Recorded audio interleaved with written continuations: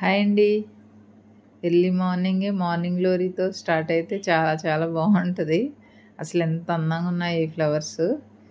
ఈరోజైతే మనం మంచి లిక్విడ్ ఫర్టిలైజర్ ఎలా చేయాలో చూద్దాము. వెల్కమ్ టు మన గార్డెన్ మన వంటలు.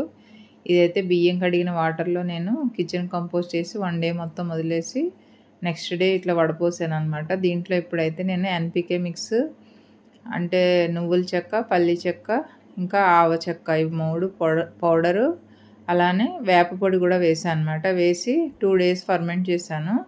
ఇట్లా ప్రిపేర్ అయింది ఇది. దీన్ని అయితే ఇప్పుడు ఒక 10 లీటర్స్ ఉంటుంది ఇది. నేను ఇంకొక 10 లీటర్స్ మిక్స్ చేస్తున్నాను.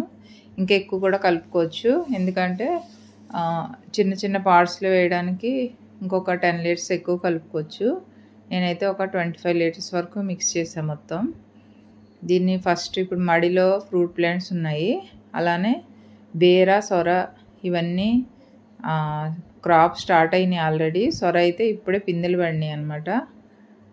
బీర అయితే మీరు ఆల్రెడీ చూస్తున్నారు కదా, చాలా మంచి హార్వెస్ట్ తీసుకుంటున్నాను నేను. బీరకాయలు మంచిగా వస్తున్నాయి. ఈ సొరపాదు మాత్రం ఫస్ట్ టైం నాకు రౌండ్ సొర ఫస్ట్ టైం వచ్చిందనమాట. సో ఇప్పుడు ఇవన్నీ మంచి సైజ్ తీసుకోవాలి. మళ్ళీ కొత్త పిందెలు పడాలి బీరపాదుకి అంటే కంపల్సరీ మనం ఫర్టిలైజర్ ఇస్తే మంచి క్రాప్ తీసుకోవడానికి ఉంటుంది. అలానే కాయ సైజు కూడా బాగా పెరుగుతుంది, ఇంకా పూత కూడా బాగా వస్తుంది అనమాట. మనకి రెగ్యులర్ హార్వెస్ట్ వంగ మొక్కలు ఉన్నాయి కదా, అవి కూడా ఇంకా క్రాప్ తగ్గింది, చాలా కొద్దిగా వచ్చినాయి అనమాట ఈసారి. ఇప్పుడైతే నేను వాటికి కూడా ఇస్తా. ఇది ఒక 1 వీక్లోనే మనకి దీని రిజల్ట్ తెలుస్తుంది.